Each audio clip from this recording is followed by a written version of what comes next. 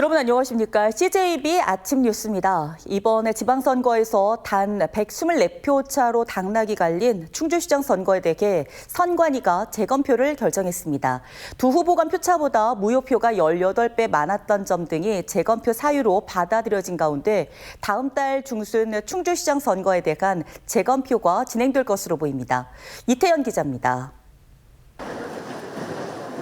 지난 3일 충주시장 선거의 개표 결과는 국민의힘 이동석 후보의 승리였습니다. 하지만 당시 득표차는 단 124표에 불과했습니다. 반면 무효표는 2277표로 두 후보 간 표차의 18배에 달했습니다. 이러한 이유로 더불어민주당 맹정섭 후보는 소청을 통해 재검표를 요청했고 충북도 선관위가 이를 받아들였습니다.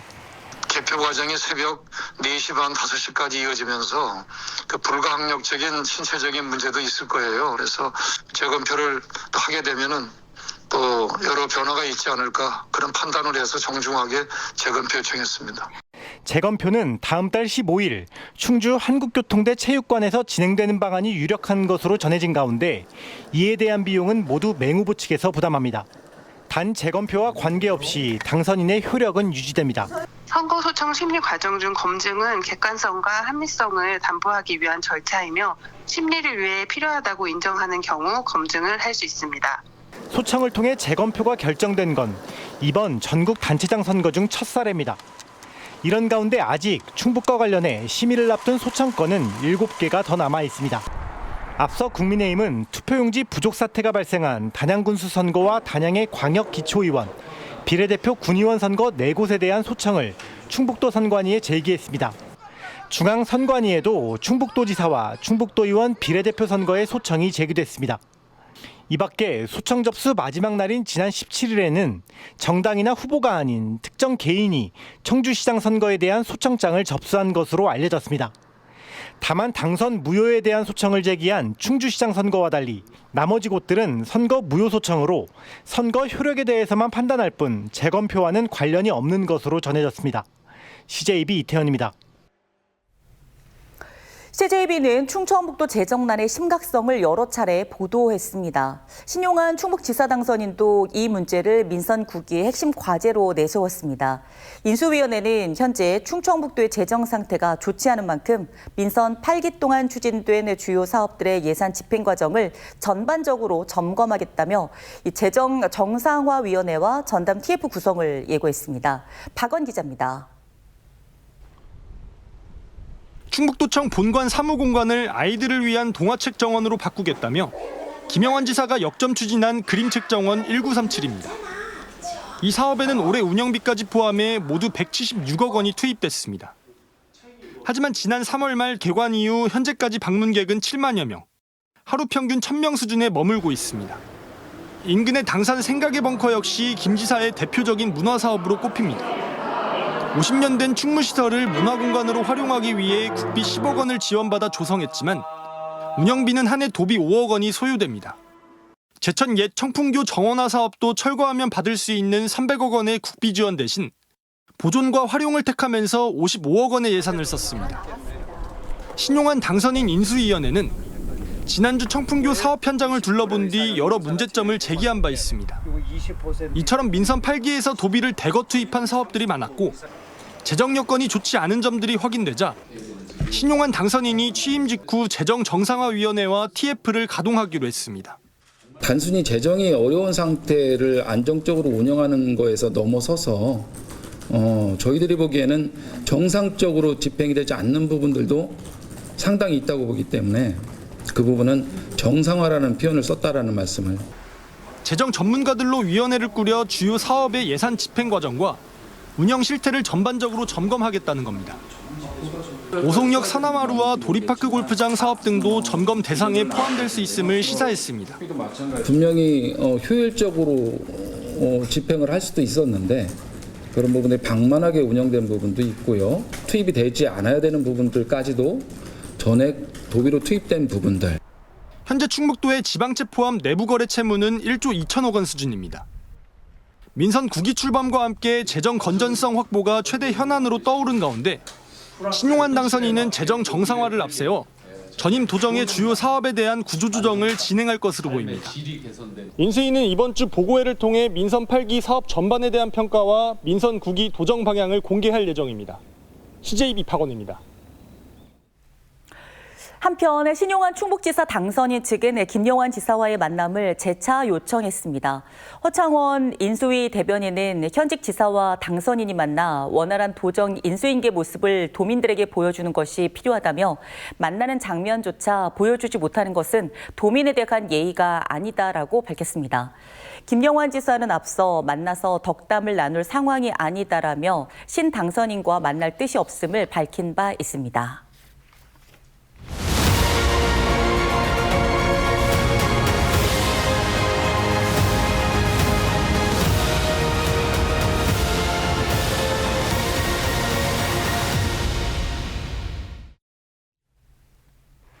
기획보도 민선 9기 새로운 4년 열린다 시간입니다. 오늘은 정영철 영동군수 당선인의 군정 방향과 군민들의 바람을 들어볼 텐데요. 이 재선에 성공한 만큼 연속성 있는 군정 운영을 통해 군민들이 변화를 체감할 수 있는 정책에 초점이 맞추어져 있습니다. 이판 기자입니다. 득표율 56.47%를 기록하며 재선에 성공한 정영철 영동군수. 정 군수는 이번 선거 결과를 군정 연속성에 대한 기대와 함께 더 나은 변화를 요구하는 국민들의 뜻이 담긴 것으로 평가했습니다. 당선 이후 가장 먼저 챙긴 현안은 농어촌 기본소득 사업입니다.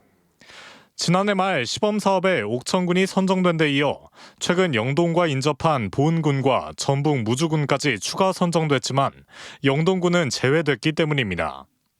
정 당선인은 다른 지역 사례를 분석하고 추가 공모에 대비하기 위한 TF팀을 꾸렸습니다. 또 시범사업에 투입될 계획이었던 군비를 활용해 월 5만 원씩 자체적으로 지급하는 방안도 검토하고 있습니다. 우리 농어촌 기본 TF팀을 이제 구성을 해서 이게 준비를 하고 혹시라도 그 안에 또 추가 공모가 있다고 하면은 저희들 적극적으로 대응을 해서 또 생활 인프라 확충을 위해 굴림 목욕탕 건립을 주요 공약으로 내걸었고 소상공인 발전기금 200억 원, 농업 예산 2천억 원 등을 구축해 지역 안에서 자본이 선순환하는 구조를 만들겠다는 구상도 내비쳤습니다. 인구 감소, 이제 고령화 이런 문제 때문에 소상공인들이 상당히 어려워하고 있습니다. 그래서 우리 영동군에서 임기 중에 200억의 소상공인 발전 기금을 조성을 해서 주민들은 정책의 연속성에 따른 기대를 내비치고 있습니다. 영동 대표 특산품인 와인 농가는 기존 와인 축제의 성과를 관광 산업으로 이어가길 바랬고 영동군에서 식당 어디나 가서 먹을 수 있는 이런 술을 개발하고자 지금 하고 있습니다. 이걸 좀 적극적으로 좀 군수님께서 참고하시고 상인들은 지역 내 유일한 오일장인 중앙시장이 다시 활기를 되찾길 기대했습니다. 이 시장에 청년들도 들어와서 영업도 하고 조금 젊은 사람의 활기가 넘칠 수 있는 곳으로 바꿔주셨으면 하는 바람이고요. 의료와 생활 인프라 확충에 대한 바람도 빠지지 않았습니다. 당장 급하게 다친다든지 어떤 일이 생겼을 적에 지역 내에 그런 의원이라든지 병원이 없기 때문에 당장 영동까지 나가야 되는 그런 불편이 있어요. 그 사람들이 이제 농가에서 관리를 뭐 3개월인가 이렇게 하는데 그거를 뭐 군에서 관리하면서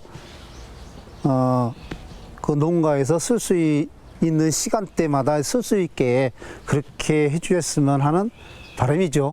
영동군 민선국의 핵심 방향은 군민이 체감하는 변화에 맞춰질 전망입니다. CJB 이환입니다. 이범석 시장이 민선 8기 마지막 주간 업무보고 자리에서 전 직원에게 청주시 지속적인 발전을 위한 주요 현안 추진을 당부했습니다. 이 시장은 지난 4년 동안 청주에는 많은 발전이 있었다며 이는 공직자 여러분이 열정적으로 노력해준 덕분이라고 소회를 밝혔습니다. 또 100만 자족도시, 글로벌 명품도시, 꿀잼 도시 완성을 위해 흔들림 없이 최선을 다해달라고 덧붙였습니다. 보은군이 농어촌 기본소득 시범사업 추가 공모에 최종 선정된 이후 지난 11일부터 7일간 263명, 하루 평균 37명 이상이 전입한 것으로 나타났습니다. 읍면별 전입인구는 보은읍이 115명으로 가장 많았고 속리산면 33명, 내북면 23명, 마로면 17명, 장안면 16명, 회인면 15명, 사내면 14명 순이었습니다. 이는 농어촌 기본소득에 따른 정주 여건 개선에 대한 기대감이 반영됐다는 분석입니다.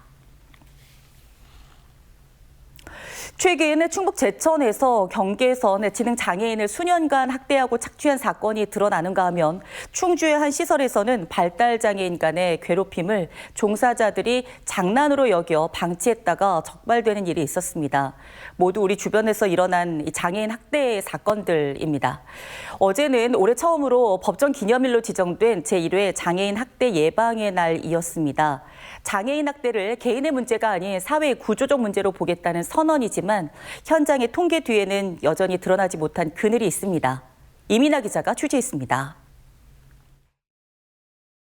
동료 장애인들에게 둘러싸여 괴롭힘을 당하는 20대 중증 발달장애인. 얼굴에 피멍이 들 정도로 고통받았지만 현장에 있던 시설 직원은 별다른 제지 없이 상황을 방치했습니다. 학대를 장난이나 당사자 간의 문제로 치부하는 안일한 인식을 드러낸 겁니다. 현재 학대 대응 시스템은 신고를 전제로 움직입니다. 신고가 접수돼야 조사가 이뤄지고 통계에 남기 때문에 확인된 사례는 빙산의 일각에 불과합니다. 보건복지부 조사 결과 한 해 접수되는 장애인 학대 신고는 6,000건이 넘습니다. 유형별로는 신체적 폭행뿐만 아니라 눈에 잘 보이지 않는 정서적 학대와 기초연금이나 임금을 가로채는 경제적 착취가 상당한 비중을 차지하고 있습니다. 문제는 이처럼 은밀하게 진행되는 학대가 많지만 피해자 10명 중 7명이 발달장애인이라는 점입니다. 의사소통이 서툴고 인지능력이 부족하다 보니 피해를 당하고도 외부에 알리지 못해 가정이나 시설 등 폐쇄된 공간에서 장기간 방치되기 쉽습니다. 주변의 선제적 관심이 중요한 이유입니다. 전문가들은 장애인이 갑자기 위축되거나 외부와의 접촉이 차단되는 등의 전조 증상을 유심히 살펴봐야 한다고 조언합니다. 의심되는 상황을 발견하면 망설이지 말고 1644-8295 장애인 건의용호 기관에 신고해 주시는 것이 가장 중요합니다. 제1회 장애인 학대 예방의 날. 학대는 멈추고 권리는 지키자는 선언이 구호에 그치지 않으려면 장애인들을 향한 예리한 시선과 관심이 필요합니다. CJB 이민아입니다. 충북교육청과 전교조 충북지부가 교육 여건 개선과 교원 복지 증진 등을 담은 2025년 노사 협약을 체결했습니다. 이번 협약에는 제천, 단양 지역 교사 관사 개선과 보결 수당 인상, 교권 보호위원회 참여 교사 지원 방안 마련 등이 담겼습니다. 또 청주 지역 특수학교 과밀해소 대책과 맞춤형 복지 확대, 교육활동 보호를 위한 제도 개선 방안도 포함됐습니다. 제천의 새마을 지도자 회의 참석 수당 지급이 무산됐습니다. 제천시의회 자치행정위원회는 당초 2명의 의원이 발의한 관련 조례 개정안을 부결 처리했습니다. 해당 상임위는 관련 수당을 지급할 수 있도록 규정한 상위 법령이 없는 데다 다른 사회단체와의 형평성 문제 등을 들어 승인하지 않았습니다. 이 수천만 원대 보이스피싱 피해를 입은 50대 여성과 20대 아들이 숨진 채 발견됐습니다. 음성경찰서는 지난 20일 음성군의 한 아파트에서 이들이 숨진 채 발견됐으며 현장에는 보이스피싱 피해로 힘들었다는 내용의 유서가 있었다고 밝혔습니다. 경찰은 5천만 원의 보이스피싱 피해를 입은 이들이 삶을 비관해 극단적 선택을 한 것으로 보고 있습니다. 윤건영 충북교육감이 지난 선거 토론회에서 했던 발언과 관련해 허위사실 공표 혐의로 경찰에 고발됐습니다. 고발인 김모 씨는 윤 교육감이 과거 선거에서 보수 단일 후보라고 홍보했음에도 이번 토론회에서는 그런 말을 한 적이 없었다며 거짓 해명을 했다고 주장했습니다. 이에 대해 윤 교육감 측은 당시 발언이 여론조사 같은 정식 단일화 절차를 거치지 않았다는 뜻이었다고 해명한 바 있습니다. 청주 흥덕경찰서는 수면제를 복용한 상태에서 운전하다 교통사고를 낸 40대 A씨를 불구속 송치했습니다. A씨는 지난달 7일 낮 12시 30분쯤 약기운의 청주시 석곡동의 한 도로에서 수면제 약기운에 운전하다 경계석을 들이받은 혐의를 받고 있습니다. 경찰 조사에서 A씨는 수면제를 전날에 복용한 거라 문제가 없을 줄 알았다고 진술했습니다.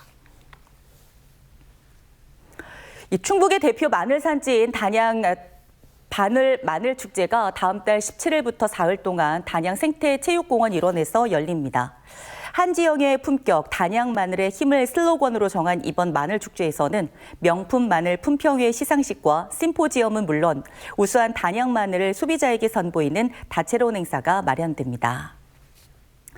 CJB 아침 종합뉴스 모두 마칩니다. 고맙습니다.